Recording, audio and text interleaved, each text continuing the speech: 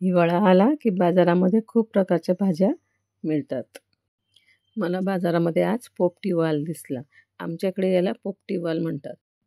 तुमच्याकडे कोणती भाजी म्हणतात याला? मला कमेंटमध्ये नक्की सांगा. आम्हालाही कळेल की तुमच्याकडे काय म्हणतात. ही बघा, अशी ही पोपटी वाल आणलेली आहे. तिला अशी फोडून दाणे काढून घ्यायचे. सोलाला थोड्या जड जातात, पण भाजी एकदम छान लागते. अशा प्रकारे याचे दाणे काढून घ्यायचे.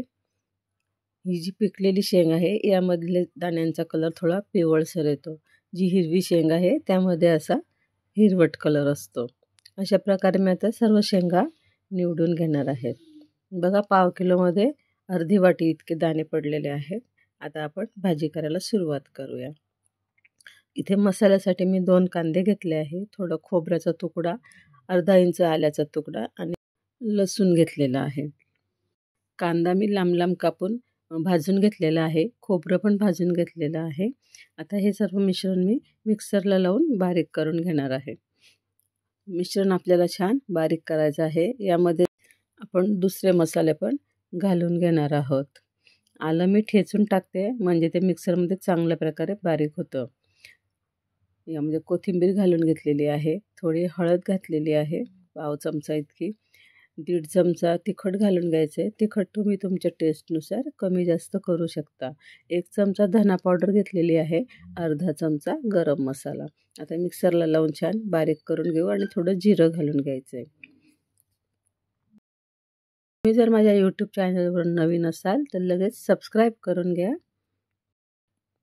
मसाला आपला जाड आहे, थोडं पाणी घालून घेऊ आणि पाणी घालून याला परत आपण फिरवून घेणार आहोत. मसाला छान बारीक झाला म्हणजे आपली भाजी पण छान घट्ट होते. म्हणून मसाला कधी पण छान बारीक पेस्ट करायची.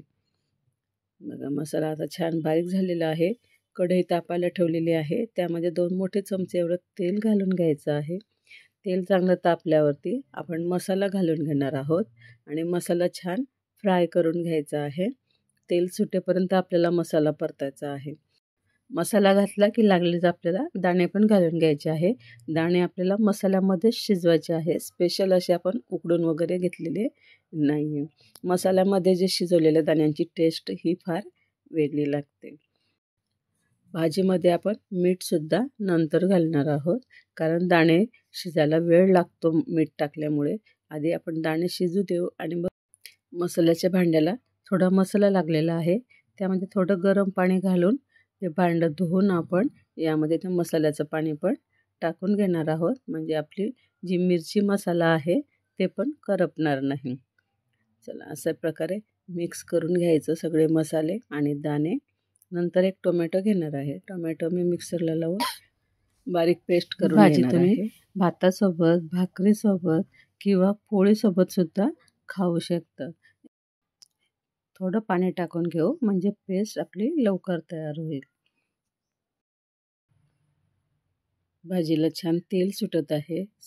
आता मसाल्यामध्ये आपण टोमॅटोची पेस्ट घालून घेतलेली आहे आणि आता आपण एक 5 ते 7 मिनिटपर्यंत छान मसाल्यामध्ये आपले दाणे शिजू देणार आहोत. झाकण ठेवून घेऊ. माझे सर्व व्ह्यूवर्स आणि सबस्क्रायबर्स, तुम्हा सर्वांना खूप खूप धन्यवाद. तुम्ही मला उत्स्फूर्त असा प्रतिसाद देत आहात. भाजी शिजायला अजून वेळ आहे. इथे मी गरम पाणी टाकून घेतलेलं आहे आणि चवीनुसार मीठ टाकून घेतलेलं आहे. परत आपण झाकण ठेवून मंद आचेवरती 5 ते 7 मिनिटपर्यंत भाजी शिजवून घेणार आहोत. कोणतीही भाजी असो, शक्यतो भाजीमध्ये गरम पाणी टाकावं.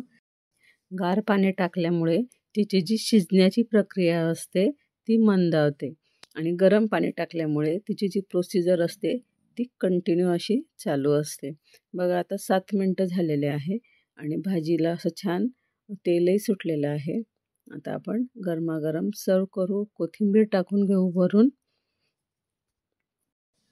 तुम्हाला जर माझा व्हिडिओ आवडला असेल तर प्लीज जास्तीत जास्त शेअर करा आणि लाईक करा, सबस्क्राईब करा. सोबत जे बेल आयकॉन दिलं आहे तिथेही प्रेस करायला विसरू नका. सोबतच आम्हाला कमेंट करायलाही विसरू नका. कमेंटमध्ये आपल्या प्रतिक्रिया नक्की कळवा. धन्यवाद.